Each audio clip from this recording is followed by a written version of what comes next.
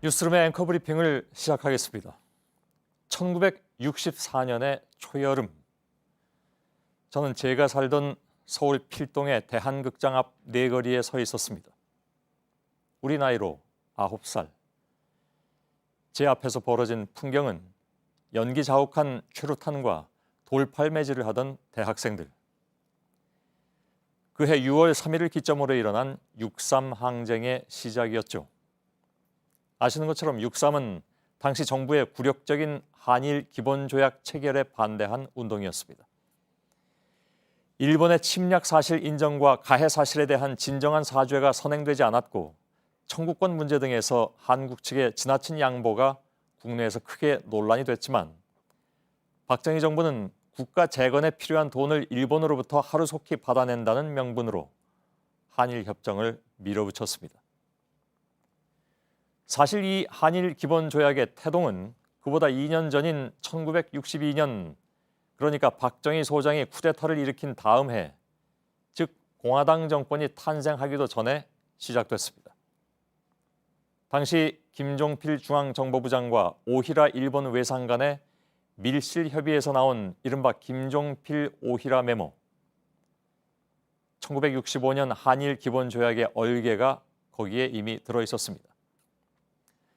어찌 보면 과거사와 관련된 한일 관계의 모든 불협화음은 바로 그 메모에서부터 출발했다고 해도 과언이 아니죠.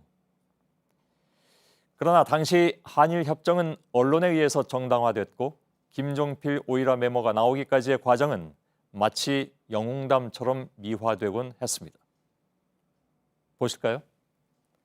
36세 김종필이 만난 청구권 협상 상대는 일본 외상 오히라 마사요시, 52세의 노련한 정치인. JP는 도요토미 히데요시처럼 두 견세를 함께 달래서 울려보자고 했다.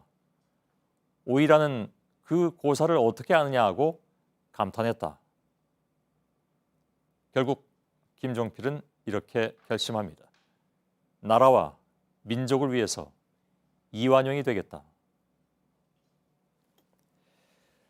지금부터는 그로부터 반세기도 훨씬 더 넘겨서 나타난 데자뷰입니다. 대통령은 아버지에서 딸로 바뀌었고 협상의 주인공은 역시 정보기관장인 이병기 국정원장과 야치 쇼타로 일본 국가안전보장회의 사무국장. 성노예 표현 불가, 소녀상 철거의 협조, 10억엔의 위로금, 그리고 결국 위안부 문제의 불가역적 해결, 밀실 협상의 결과였습니다. 53년 전 자신의 집을 찾아온 김종필을 맞이하기 위해서 기모노바람으로 뛰어나왔다는 자민당 부총재를 흉내낼 필요도 없이 일본은 조급증에 젖은 한국 외교를 상대로 또 한 번 승리를 거둔 것일까? 그 옛날 6.3 항쟁의 최루탄과 돌팔매 시위의 한가운데 멋모르고 서 있었던 9살의 소년이 어느 드라마의 주인공처럼 이렇게 묻고 있습니다. 그런데 50여 년 후에도 그럽니까? 거기는? 그렇게 시간이 많이 흘렀으면 무언가 많이 변했겠죠. 오늘의 앵커 브리핑이었습니다. 그리고 오늘의 사족입니다. 저는 2008년에 일본의 방위 대신이었던 이시바 시게루와 인터뷰한 바 있습니다. 그는 위안부 문제에 있어서 일본이 자신을 정당화시키는 것은 옳지 않다고 주장했습니다. 그러나 그는 인터뷰 내내 저의 얼굴을 쳐다보지 않았습니다. 그래서일까? 저는 그의 진심이 느껴지지 않았습니다.